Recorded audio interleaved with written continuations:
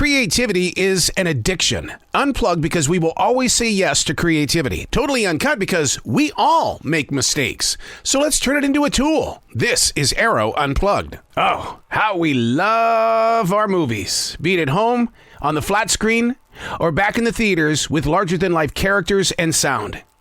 Getting to a theater for viewers is a hop, skip, and a jump in the car or on the bus.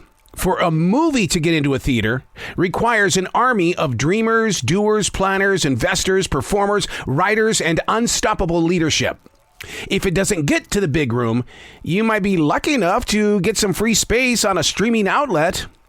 So many things have got to come together in our own personal lives. Things don't just suddenly happen. Everything that we've been ignoring still has a heartbeat and the patience to silently wait for the next uprising. And when it does, there's a big chance you're awake at 2 a.m. staring at the mental movies playing over and over in your head. Oh, we love our movies. Interestingly enough, we can be more aware about the outcome of the stories moving through each and every one of us. In all things set aside, it doesn't mean out of mind. Learning to work with those things we don't want to deal with will help you locate peace. Or your mind is going to make movies, but not the kind of movies you get on the flat screen or in the theater. But it's going to take a lot of actions to calm your mental movies down. Hey, it's Arroe. This is The Daily Mess, a chronological walk through an everyday world. I am a daily writer, the silent wolf. That means I sit on the sidelines and I watch, I observe. I learned how to do this in martial arts. My Sabadim said, hey, if you want to be brilliant at this martial art, it's not always about being on the floor. It's being on the sidelines. Become the silent wolf. This is The Daily Mess. Are we clamming up or broadening our horizons? Do our dreams count anymore? Well, it depends on who you're talking with. The sad news is that most people have given up on achieving their personal dreams. Number one reason, we've put an age limit on where we should be. Time stamping the ambition can silence the steps growing forward. Number two reason why we quit dreaming. Fear of failure.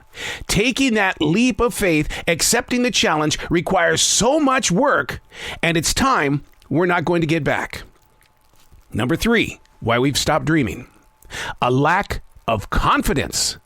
So often, people with courage are accused of being overconfident. They are challenged with the beliefs, and at times, they're sent into a different part of the business because the leader of that department wants that person who has nothing to do with that new job to motivate the team so that that particular part of the position can have success.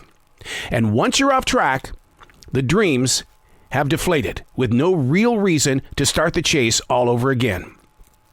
First of all, you're never too old for any dream to come true.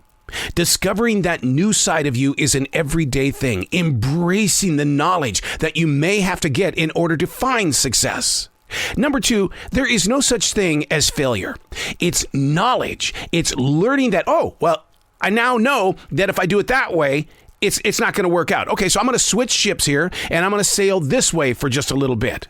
So remember, there's no such thing as failure. It's gaining access to knowledge. And number three, admit to others that you have confidence and you're very proud of your inner beliefs. It doesn't mean you're conceited. It means I have the strength to make sure that my walk is exactly what I need to do. I joke around with it. I really do. People will say things to me and I'll go, hey, here's my thing.